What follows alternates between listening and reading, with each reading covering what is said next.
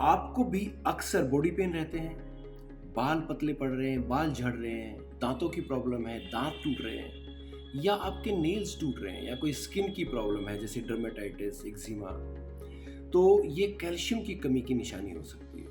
और यही कैल्शियम की कमी अगर बोन्स में हो जाए तो इसको हम ऑस्टियोपोरोसिस बोलते हैं, यानी बोन का खोखला हो जाना। तो ये ऑस्टियोपोरोसिस क्या है, इसका ट्रीटमेंट क्या है, इसके खतरे क्या हैं, इसके लक्षण क्या हैं, इन सभी के बारे में आज साइंटिफिक वे से बात करेंगे इस वीडियो में। मैं डॉक्टर नरेंद्र रोहिला, संजीवनी प्लस हॉस्पिटल रोहतक से।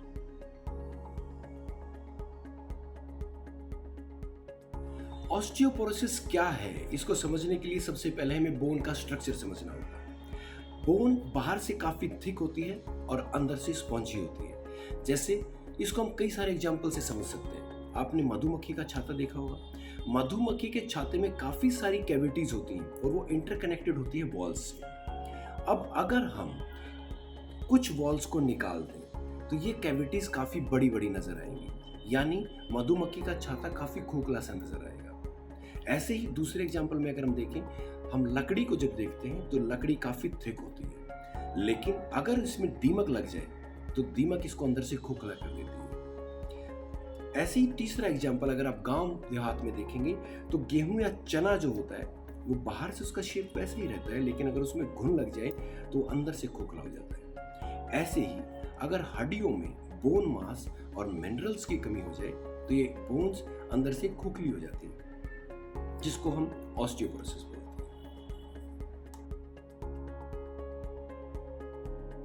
अगर ऑस्टियोपोरोसिस के लक्षण की बात करें तो क्योंकि बोन हमारी बॉडी का एक बेसिक स्ट्रक्चर है जिसके ऊपर पूरी बॉडी टिकी हुई है, तो अगर आपकी बोन्स हेल्दी हैं, उनके ऊपर कितना भी वेट डालें, आप कितना भी काम करें, उनमें पेन वगैरह की कोई शिकायत नहीं रहेगी, आप नॉर्मल फील करोगे। लेकिन अगर यही बोन्स अगर वीक हैं और इनके ऊपर प्रेशर डालोगे तो ये पेन करना शुरू कर देंगे। तो ऐसे लोग अक्सर कमर दर्द, गर्दन दर्द, हाथों में दर्द, पैरों में दर्द, अक्सर ये शिकायत करते हैं। और ये लोग अगर कभी गिर जाए तो अक्सर फ्रैक्चर होने के चांसेस बहुत ज्यादा होते हैं।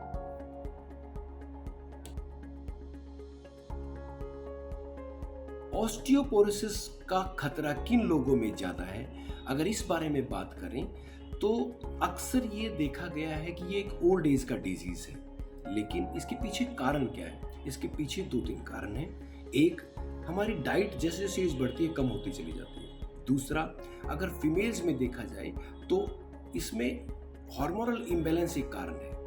ओवरी फीमेल्स में ईस्ट्रोजन और प्रोजेस्टेरोन हार्मोन सीक्रेट करती है, तो जब तक फीमेल्स को पीरियड आते हैं तो ईस्ट्रोजन और प्रोजेस्टेरोन हार्मोन्स का बैलेंस बना रहता है। लेकिन मेनोपॉज के बाद इन हार्मोन्स की कमी हो जाती है और ये दोनों हार्मोन्स हमारे कैल्शियम को एब्जॉर्ब करने में हेल्प करते हैं इंटेस्टाइन से।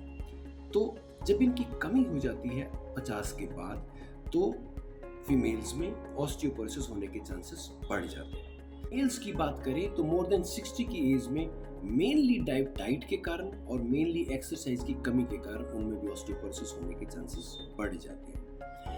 अगर किसी फीमेल्स की हिस्टेरेक्टमी हो चुकी है, यानी यूट्रस निकाल दिया गया है और वो भी ओवरी के साथ, तो सेम हार्मोनल की कमी के कारण ये ऑस्टियोपोरोसिस का खतरा ऐसी फीमेल्स में बढ़ जाता है।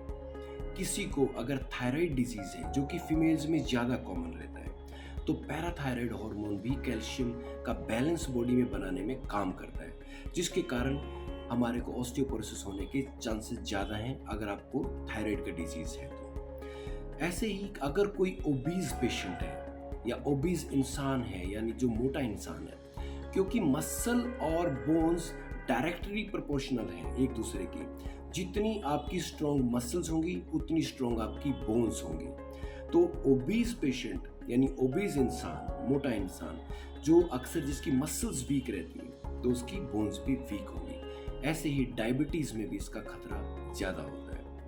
अगर जो लोग सीडेंटरी वर्कर हैं, यानी जो इनका बैठने का काम ज्यादा है, एक्सरसाइज नहीं करते हैं, तो उनमें, क्योंकि मैंने बताया कि मसल और बोन्स डायरेक्टली प्रोपोर्शनल है एक दूसरे के, जितनी मसल मास अच्छी होगी उतनी बोन मास अच्छी होगी। तो ऐसे लोग जो बैठ के ज़्यादा काम करते हैं, जिनकी दिनचर्या में बैठने का काम ज़्यादा है, उनमें भी ऑस्टियोपोरोसिस का खतरा ज़्यादा हो जाता है। ऐसे ही अगर आप चाय, coffee, cold drink, alcohol, smoking, इन चीज़ों का ज़्यादा सेवन करते हैं तो आपको समझो कि ऑस्टियोपोरोसिस का खतरा कई गुना आम इंसान के से कंपेयर में ज़्यादा होगा।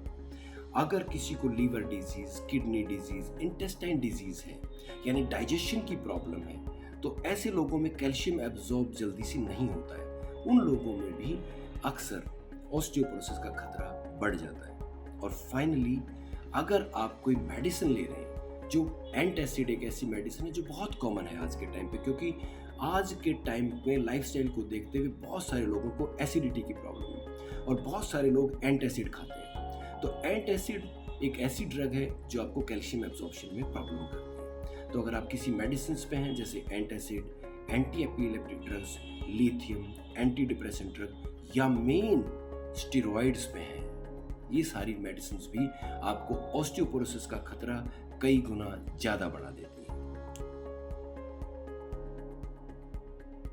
ऑस्टियोपोरोसिस से बचा कैसे जाए, यानी इसके प्रिवेंशन के लिए हम क्या कर सकते हैं? सबसे जरूरी चीज है आपको अपना लाइफस्टाइल, आपकी आदतें चेंज करनी होगी। यानी अगर आप अल्कोहल का अत्यधिक सेवन करते हैं तो अल्कोहल को कम करना होगा। स्मोकिंग छोड़ सकते हैं तो बहुत अच्छी बात है, नहीं तो कम करें। चाय, कॉफी का सेवन कम करें। नंबर 2, अगर आप एक सीडेंटरी वर्कर हैं यानी आपके बैठने का काम ज्यादा है, तो आपको रेगुलर एक्सरसाइज का आदत बनाना होगा, क्योंकि मसल्स और बोन्स एक दूसरे के डायरेक्टली प्रोपोर्शनल है। जितनी आपकी मसल मास अच्छी होगी उतनी आपकी बोन थिक होगी। तो हमें रेगुलर एक्सरसाइज की हैबिट डालनी होगी। नंबर 3, अगर आप कोई मेडिसिन ले रहे हैं तो आपको साथ में कैल्शियम और विटामिन डी इनका सेवन करना होगा। या अगर आप कोई ऐसी मेडिसिन ले रहे हैं जो कैल्शियम के एब्जॉर्प्शन में बुरा असर डालती हैं, तो आपको साथ में अपना बीएमडी टेस्ट करवा के हो सकता है कि एंटी ऑस्टियोपोरोटिक ड्रग्स भी लेनी पड़े। नंबर 4, जो सबसे इंपॉर्टेंट है, वो है डाइटरी फैक्टर। डाइटरी फैक्टर में अगर आप नॉन वेजिटेरियन हैं तो आप फिश, एग या नॉन वेजिटेरियन फूड खा सकते हैं, उसमें काफ़ी अच्छा कैल्शियम रहता है। लेकिन अगर आप वेजिटेरियन हैं तो आपको ज़रूरी है कुछ चीज़ें खाना, जैसे मिल्क और मिल्क प्रोडक्ट काफ़ी मात्रा में लें। आप कुछ ऐसी चीज़ें जिनमें कैल्शियम अत्यधिक मात्रा में होता है उनका सेवन भी करें, जैसे तिल। 100 ग्राम तिल में 975 मिलीग्राम कैल्शियम होता है, जो कि मिल्क से भी 8 गुना ज़्यादा रहता है। तो तिल का सेवन ज़्यादा करें। दूसरा, रागी। रागी में काफ़ी अधिक मात्रा में कैल्शियम पाया जाता है compare to wheat and rice, तो आपको रागी का सेवन अपनी डाइट में बढ़ा देना चाहिए। तीसरा है राजगिरा। राजगिरा या जिसको हम रामदाना बोलते हैं या एमरंथ बोलते हैं, उसमें उसको भी आप अपनी डाइट में बढ़ाएं, उसमें भी काफ़ी मात्रा में कैल्शियम पाया जाता है। इसके बाद है, अगर आपने देखे होंगे, मखाने में काफ़ी सारा कैल्शियम पाया जाता है। और एक चीज़ जो बहुत इम्पोर्टेंट है, दालें आप अक्सर खाते हैं, उनमें काफ़ी कैल्शियम होता है, लेकिन आपको कुल्थी की दाल खाना भी आपको स्टार्ट करना होगा अगर आप नहीं खाते हैं तो। कुल्थी की दाल में काफ़ी अधिक मात्रा में कैल्शियम पाया जाता है कंपेयर टू अदर दालों के।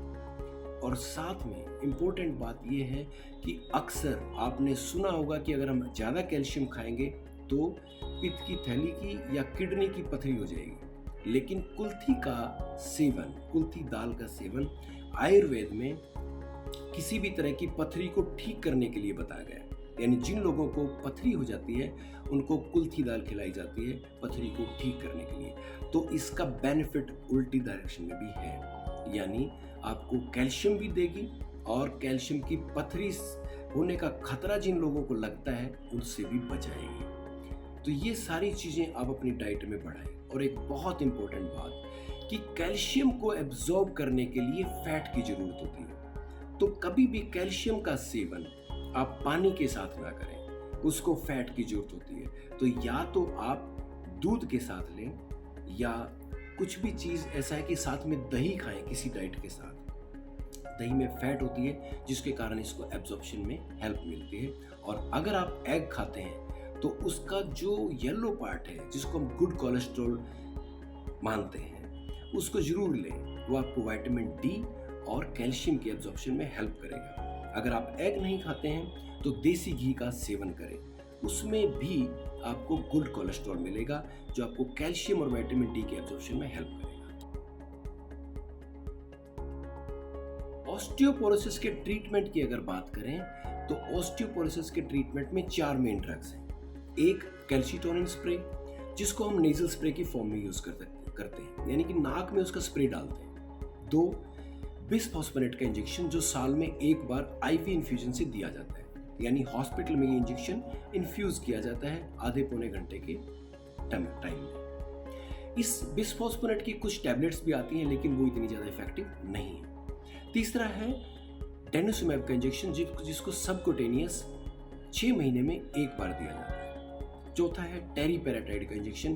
टेरीपेराटाइड का इंजेक्शन आपको इंसुलिन की तरह लेना होता है, जो आप खुद लगाते हैं डेली, जैसे इंसुलिन को आप लगाते हो एक डायबिटिक का पेशेंट जैसे इंसुलिन लगाता है। इन सभी ड्रग्स के साथ जरूरी चीज ये है कि आपको कैल्शियम का सेवन जरूरी है। अगर आप कैल्शियम साथ में नहीं खाएंगे तो इसका नेगेटिव इफेक्ट आएगा और ये बोन्स को और खोखला कर सकते हैं, क्योंकि इन इंजेक्शंस का मेन रोल है आपका कैल्शियम को एब्जॉर्ब करना, बोन्स में डिपॉजिट करना और बोन्स को कैल्शियम से झड़ने से बचाना, जो कि ऑस्टियोक्लास्ट सेल्स होती हैं जो हमारी बोन्स को खाने का काम करती है, यानी बोन्स को वीक करने का काम करती है। एक नॉर्मल प्रोसेस है ऑस्टियोब्लास्ट और ऑस्टियोक्लास्ट का, यानी ऑस्टियोब्लास्ट और नई बोन बनाता है, ऑस्टियोक्लास्ट पुरानी बोन को खाता है। तो ये ऑस्टियोब्लास्टिक सेल्स का काम बढ़ाती हैं और ऑस्टियोक्लास्ट को रोकती हैं, यानी बोन को खोखला होने से बचाती है और बोन की थिकनेस को ये सारी ड्रग्स बढ़ाती हैं। तो आज के टॉपिक में ऑस्टियोपोरोसिस के बारे में इतना ही। आप भी अगर और कोई टॉपिक के बारे में साइंटिफिक जानकारी चाहते हैं तो हमारे कमेंट सेक्शन में लिख सकते हैं, और ऐसी ही हेल्थ वीडियोस देखने के लिए आप हमारे चैनल को लाइक एंड सब्सक्राइब जरूर करें। Thank you.